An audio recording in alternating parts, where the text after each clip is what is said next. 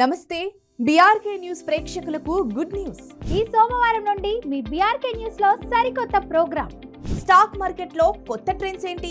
Mutual funds లో invest చేయాలా? బంగారం, వెండి, మెటల్స్ మార్కెట్ ఎలా కదులుతున్నాయి? ప్రముఖ సీనియర్ అనలిస్టులతో విశ్లేషణ, రోజువారీ మార్కెట్ అప్డేట్స్, మీ ఇన్వెస్ట్మెంట్స్ కి సరైన దారి తీసే చిట్కాలు అన్ని ఒకే వేదికపై.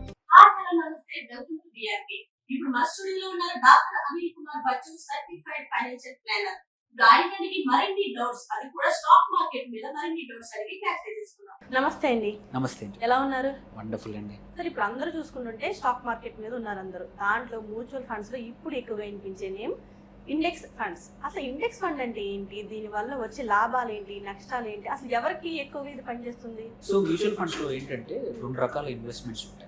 First thing, mutual funds passive investments. Stock market అయితే సొంతంగా యాక్టివ్ అనమాట, మనం చేసుకోవాలి. మనకు టైం లేనప్పుడు ఒక ఫండ్ మేనేజర్ ఇన్వెస్ట్ చేసేదాన్ని ప్యాసివ్ ఫండ్స్ అంటాం. అందులో ప్యాసివ్ ఇన్వెస్ట్మెంట్స్ లో mutual funds top. With in the mutual fund లో కూడా ఏంటంటే ప్యాసివ్, యాక్టివ్ రెండు స్టైల్స్ ఉంటాయి. యాక్టివ్ అంటే ఏంటంటే ఒక ఫండ్ మేనేజర్ ఎవరైతే ఉన్నారో తనకు నచ్చిన కంపెనీల్లో ఇన్వెస్ట్ చేసి, మనందరి డబ్బులు, ఇన్వెస్టర్స్ డబ్బులు ఇన్వెస్ట్ చేసి మేనేజ్ చేయడాన్ని మనం యాక్టివ్ మ్యూచువల్ ఫండ్స్ అంటాం.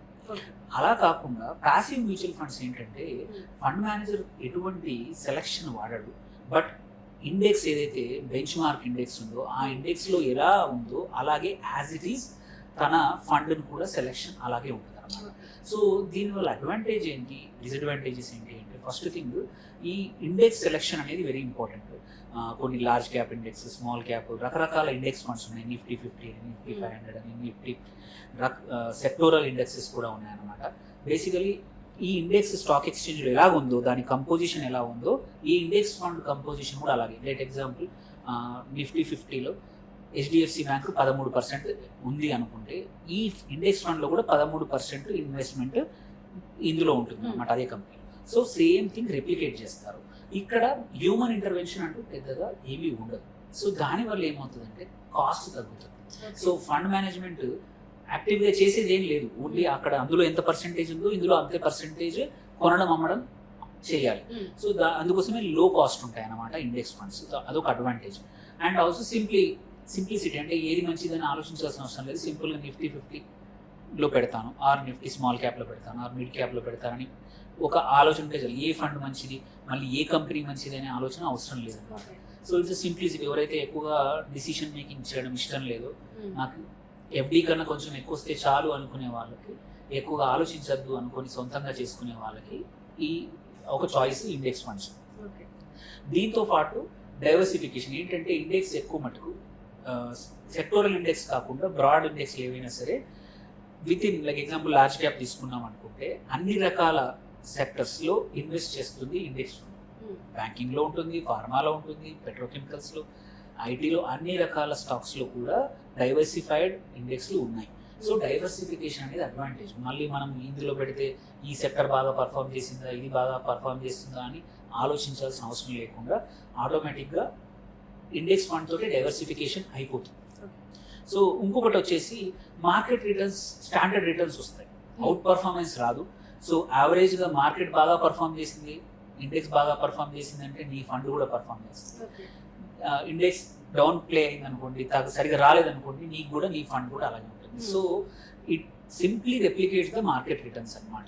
సో ఇంకొకటి ఆబ్వియస్లీ మన ఇన్వెస్టర్, ఇప్పుడు మన యాక్టివ్ ఫండ్స్లో ఏంటంటే ఫండ్ మేనేజర్ యొక్క బయాస్ ఉంటుంది. ఫండ్ మేనేజర్ ఎంత ప్రొఫెషనల్ ఉన్నా సరే మనకు కొన్ని నచ్చడము, నచ్చకపోవడం అనేది కంపల్సరీ ఉంటుంది. ఆ ఫండ్ మేనేజర్ నచ్చిన సెక్టార్లో ఎక్కువగా ఉండొచ్చు, జనరల్గా నచ్చిన సెక్టార్లో తక్కువ ఇన్వెస్ట్ చేయొచ్చు యాక్టివ్ ఫండ్స్లో. బట్ ఇండెక్స్ ఫండ్లో అట్లాంటి ఎటువంటి బయాస్, అంటే ఎవరి ఇన్ఫర్మేషన్, ఎవరి ఇన్వాల్వ్మెంట్ ఉండదు కాబట్టి without any bias index investment అవుతుంది. కాబట్టి రిటర్న్స్ మంచిగా వచ్చే అవకాశం కన్నా స్టేబుల్గా వచ్చే అవకాశం ఉంది. సో సెలెక్షన్ ఆబ్వియస్లీ ఏమవుతుందంటే, సెలెక్షన్ చేసేప్పుడు ఏంటంటే మంచిగా పర్ఫామ్ చేసాయి, మంచిగా పర్ఫామ్ చేయదనేది ఆ ఫండ్ మేనేజర్ యొక్క డిసిషన్. నాకు నచ్చినవి మీకు నచ్చకపోవచ్చు, మీకు నచ్చినవి ఇంకొక నచ్చకపోవచ్చు. సో మనం ఫండ్ మేనేజర్ నమ్మి పెడతాము యాక్టివ్ ఫండ్స్లో. వేరేస్ ఇండెక్స్ ఫండ్లో ఎవరిని నమ్మాల్సిన అవసరం లేదు. ఓన్లీ థింగ్ నమ్మాల్సింది ఏంటంటే రెప్లికేట్ కరెక్ట్ అవుతుందా లేదా అని చూసుకోవడం చాలా ఇంపార్టెంట్. సో ఇది ఎవరికి పనికి వస్తుంది అనేది మీరు ఇంకోటి అడిగారు ఎవరికి అన్నారు. సో ఎవరికంటే జనరల్గా లాంగ్ టర్మ్ ఇన్వెస్టర్స్కి, ఎవరికైతే ఒక 3 సంవత్సరాలు 4 సంవత్సరాలు నేను ఇన్వెస్ట్ చేస్తాను, ఇన్వెస్ట్ చేసి మర్చిపోతాను, ప్రతిరోజు చూసుకోను, ఇండెక్స్ ఫండ్స్ ఆర్ బెస్ట్. ఎందుకంటే కాస్ట్ తక్కువ ఉంటుంది, మన ఇండెక్స్ రెప్లికేట్ చేస్తుంది కాబట్టి ఎటువంటి ఇష్యూ లేకుండా లాంగ్ టర్మ్ ఇన్వెస్ట్మెంట్ చేసుకోవచ్చు. అండ్ సెకండ్, బిగినర్స్కి, కొత్తగా ఇన్వెస్ట్ చేస్తున్న వాళ్ళకి ఏ ఫండ్ బెటరో ఎవరు బెటరో అనే ఆలోచన అవసరం లేకుండా సింపుల్గా ఒక ఇండెక్స్ ఫండ్లో పెట్టుకుంటే ఏంటంటే ఎఫ్డి కన్నా అయితే బెటర్ రిటర్న్స్ వస్తాయి, మార్కెట్ రిటర్న్స్ వస్తాయి. అది అట్లాంటి వాళ్ళ బిగినర్స్కి ఈజ్ వెరీ గుడ్.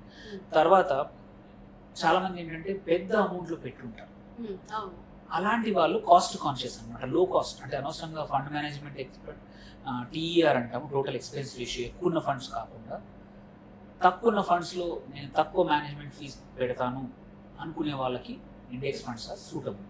ఓకే, అట్లాగే తర్వాత ప్యాసివ్ అంటే వాళ్ళు ఇన్వెస్ట్ చేసి మర్చిపోతారు, అసలు వాళ్ళు చాలా బిజీగా ఉంటారు, నేను అసలు ఏ ఫండ్ నాకు సంబంధం లేదు, నేను డబ్బులు పక్కన పెట్టేయాలి పెరగాలంతే, నేను చూసుకోదలుచుకోలేదు అనే ప్యాసివ్ ఇన్వెస్టర్స్కి ఇండెక్స్ ఫండ్స్ ఆర్ బెస్ట్ అనమాట. అండ్ ఇంకొకటి ఏంటంటే ఎవరికంటే ఎవరైతే ఆల్రెడీ చాలా యాక్టివ్ ఫండ్స్ ఉన్నాయి, కొంచెం డైవర్సిఫై చేయడానికి కూడా ఇండెక్స్ ఫండ్స్ని వాడుకోవచ్చు అన్నమాట. సో అవి ఇండెక్స్ ఫండ్స్ గురించి.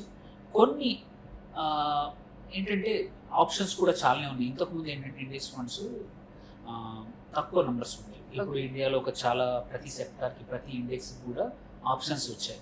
సో ఇప్పుడు కంపారిజన్ డేటా కూడా ఉంది, 3, 4, 5 సంవత్సరాల డేటా కూడా ఉంది. సో చూసుకొని సెలెక్ట్ చేసుకునే అవకాశం ఉంది, ఇండెక్స్ ఫండ్లో ఇన్వెస్ట్ చేసే అవకాశం ఉంది. సో ఇప్పటికైతే మాత్రం ఇంకా ఇండెక్స్ ఫండ్స్ని బీట్ చేస్తూ యాక్టివ్ ఫండ్సే చాలా మంచిగా పర్ఫామ్ చేస్తున్నాయి. బట్ 50% ఆఫ్ ఫండ్స్ మాత్రం ఇండెక్స్ ఫండ్సే బెటర్గా ఉన్నాయి యాక్టివ్ కన్నా. సో కాకపోతే ఆ సెలెక్షన్ అనేది అవసరం లేకుండా ఇండెక్స్ ఫండ్స్తో సింప్లిఫికేషన్ అవుతుంది. సో ఈవెన్ ట్రేడబుల్ కూడా చాలా, ఇప్పుడు కొన్ని ఇండెక్స్లో కూడా ETFs అని వచ్చాయి, ఎక్స్చేంజ్ ట్రేడెడ్ ఫండ్స్. సో అవి కూడా ఇండెక్స్ని రెప్లికేట్ చేస్తాయి, ఇంకా లో కాస్ట్ అనమాట. నువ్వు డిమాట్ అకౌంట్తో కొనడం అమ్మడం ఈజీగా చేసుకోవచ్చు, ETFsలో ఎంటర్ అవ్వచ్చు. సో ఇండెక్స్ ఫండ్ కన్నా కూడా లో కాస్ట్ అంటే ETFs. ఎవరికైతే కొంచెం డిమాట్ ఓపెన్ చేసుకొని కొనడం అమ్మడం వచ్చు వాళ్ళు ETFs ద్వారా సేమ్ ఇండెక్స్ ఫండ్స్ని ఇంకా లో కాస్ట్లో మేనేజ్ చేసుకోవచ్చు, కొనుక్కోవచ్చు, మంచి రిటర్న్స్ పొందవచ్చు. అయితే బిగినర్స్ ఉంటారు కదా స్టేటర్స్లోని, వాళ్ళకి మీరు ఇచ్చే సలహా ఏంటి ఇండెక్స్ ఫండ్స్ గురించి? బిగినర్స్ వచ్చేసి పెద్ద భయపడాల్సిన అవసరం లేదు. ఏంటంటే బిగినర్స్ ఇక్కడ చూసుకోవాల్సింది ఏంటంటే నీకు సూటబుల్ ఇండెక్స్ ఫండ్స్ చూసుకో. నీకు లాంగ్ టర్మ్ ఇన్వెస్ట్మెంట్ అయితే రిస్క్ ఎక్కువ తీసుకునేటైతే స్మాల్ క్యాప్ కానీ mid cap index funds use చేసుకోవచ్చు.